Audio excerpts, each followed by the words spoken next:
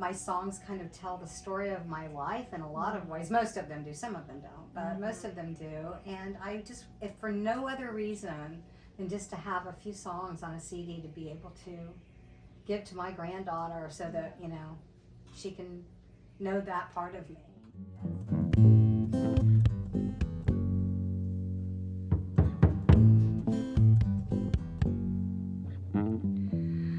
I'm not gonna abuse you.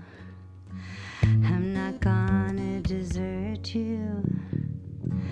Not gonna lie to you. Hello everybody, it's your girl Brittny Charity, and today I am in the studio with musician, songwriter, mama, proud grandmother, and a nurse of nearly 30 years, Sherri Oliver, everybody. Hello, hello. Hi, thank you for being with me. Thank you. This is fun. Yeah, this is awesome. So tell me a little bit about yourself, Sherri. How long have you been doing music, and what brings you into Tim's studio today recording? I've been doing music basically as long as I can remember. I grew up with a piano in my home. My mom used to tell me stories about playing, you know, sitting at the piano and picking out songs by ear, even before I can remember. I started reading music before English, so it's, you know, kind of always been a part. I started playing the violin at an early age, and music was so important to me because it was kind of a safety zone. I was the younger sibling, and as long as I was practicing that piano, I was safe. Like, my mom wouldn't let anything happen to me. So I spent hours and hours literally playing the piano when I was 8 and 9 years old. Wow. Yeah. And then did it lead to any other instruments? Violin, and then when I was in the 6th grade, we had a new music teacher in our, I went from, you know, being in elementary school to middle school, and we had a new music teacher, and it was her first year teaching in the schools. And, you know, I was used to sitting in a music classroom and singing, you know, Mary Had a Little Lamb or whatever with a record player. And the very first day of music class, she walked in with a guitar. And she played Rocky Mountain High, John Denver's Rocky Mountain High for us on her guitar. And I'd never seen, you know, I was 11 years old. And now this is before internet. Like, we didn't have exposure, the kids didn't have exposure to stuff like that then. Right. I didn't, it just never crossed my mind that a young woman could do that. But And where were you living at the time? in Charleston, I grew up, born and raised in Charleston, South Carolina. Right. So for my 11th birthday, my mother bought me a used guitar from a pawn shop and a chord chart book. And I still play about as poorly now at this age as I did when I was 11. But I do write a lot of songs. I'm thankful for guitar because it gave me the ability to take my music with me. You know, you couldn't carry a piano with you back in the day. That's true. So where did music take you on your journey? I played in all through school and sang in the Charleston Opera Company, and I even sang as a kid in the church choir just so that I could actually sing harmony with adults and stuff, you know, because you didn't get that as a kid. Right. So I kind of opted into every kind of youth musical thing I could, and then I went to college, majored in music. I played a lot of gigs in my 20s in the downtown Charleston area. And then I realized a girl's got to eat. I then decided to get a nursing degree. But I played gigs. And so you've been playing music and nursing for a long time. How many songs would you say you've written over the years? Interestingly enough, I did not write my first song until I was 41 years old. Wow. I won't say exactly how many years ago that was, but...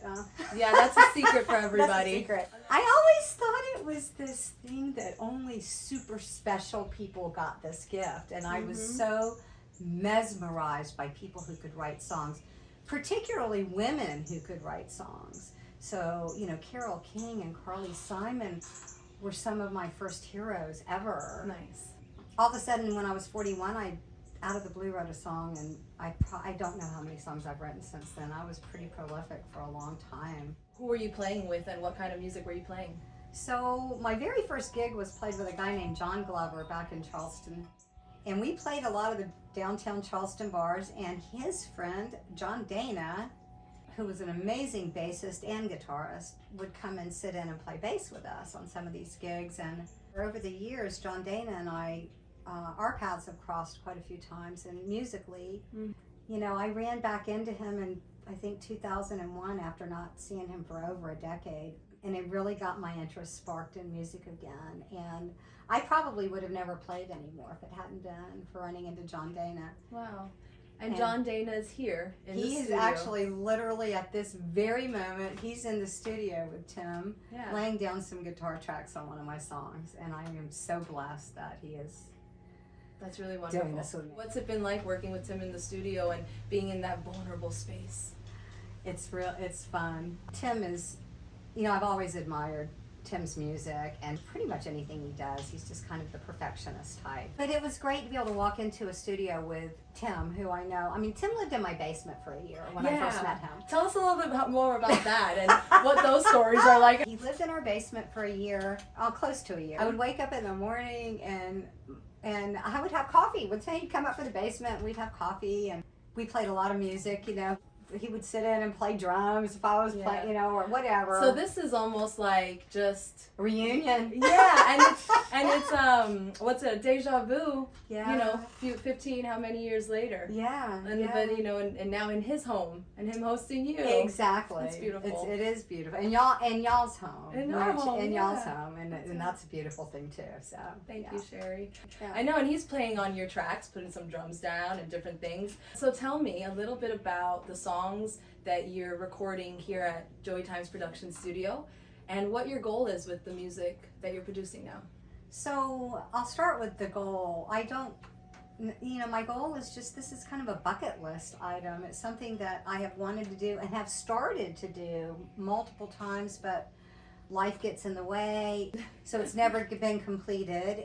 And you know, I have a granddaughter now who's almost 2.5, and my songs kind of tell the story of my life in a lot of ways. Most of them do, some of them don't, but most of them do. And I just, if for no other reason than just to have a few songs on a CD to be able to give to my granddaughter so that, you know, she can know that part of me. Yeah. Anybody else that wants to listen, thank you. Yeah. I'm truly, you know, happy if for anybody and everybody to listen. So. And to everybody that's watching right now, thank you for watching. Yes. And getting to know Sherri. Yes. Absolutely. So it's almost like passing on a legacy. Like, who was Grandma? Exactly. And, you know, she's at that age where she loves to come to my house and she sits down at my piano, and it's a digital piano, and she knows how to turn it on. She knows how to make different sounds. And she's got her own little drum kit at my house. Aww. And, you know, she's got a little harmonica, and she loves to go strum the guitars. I'm hopeful that it's something she's going to want to pick up, and if she wants to play music, I hope that I can be an inspiration to her.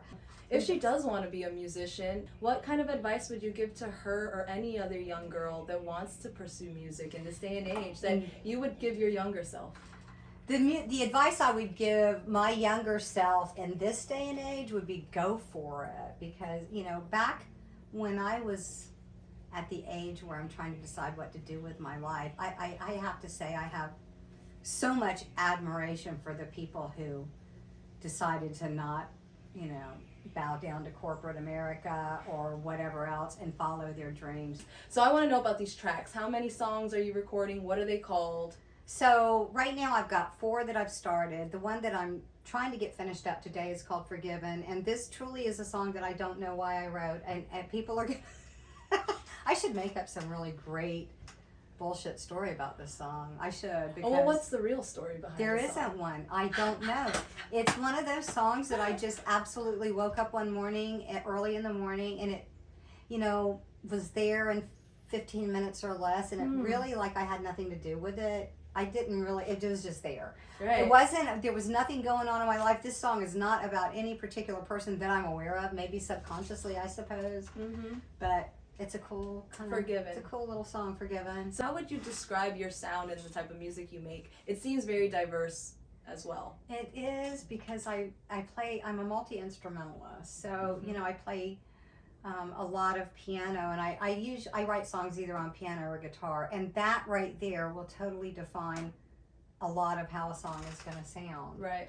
You know, 1 or 2 that I'm doing here, one of them in particular that I wrote on piano, and it's actually kind of it's a sweet song, but when I hear it, because I wrote it on piano, what I end up hearing is frickin' Bohemian Rhapsody Queen style, you know what I mean, with all this big frickin' stuff, but you know, who knows? Yeah. Modern folk is probably what if I had to give myself a genre. It's hard to put yourself in a box. Right. One that you wrote in, I think, October, you playing the piano, and you've been recording that one here. What's that one called? And tell me about that song, because it's very powerful. Right now that song is called Unknown because it doesn't really, I never named it. I wrote it, and that song is extremely powerful. So I got divorced in 2010 roughly, and have been pretty much alone. I started travel nursing, had a relationship out in Austin, Texas that was really a great relationship, and we're still good friends. But it didn't work out. And then I had another relationship after that really kind of ended up not working out at all. But what I realized is I was just kind of holding on to these people in some way that I shouldn't be, and I needed to let go. I needed to be able to define myself. And then what I realized is that it's not just about these two guys. This song is about pretty much everything in my whole life. You know, that that I can just define myself. That's right. Yeah. Like, and those guys kind of symbolized other things that as well. You know, they come up and they're like, they kind of personify all those things, maybe. Right. So what is songwriting when you started writing at 40? How did it change your life when you finally started writing? It gave me a voice because I've never been a journaler. You know, I've certainly been seeing therapists here and there throughout the years because I'm a musician. I'm a musician! But they always tell you to journal. Every single therapist, or, you know, whatever, self-help, any kind of thing. They do, don't they? Yeah. But so, I've never actually had an outlet to really sort through things in my life, you know, and actually put them down in a memorable way. So I started writing songs, and all of a sudden it's like, holy crap. And so that, you know, like magic power at your fingertips. And like, so I went back and wrote, you know, my father died of a heart attack when I was 7.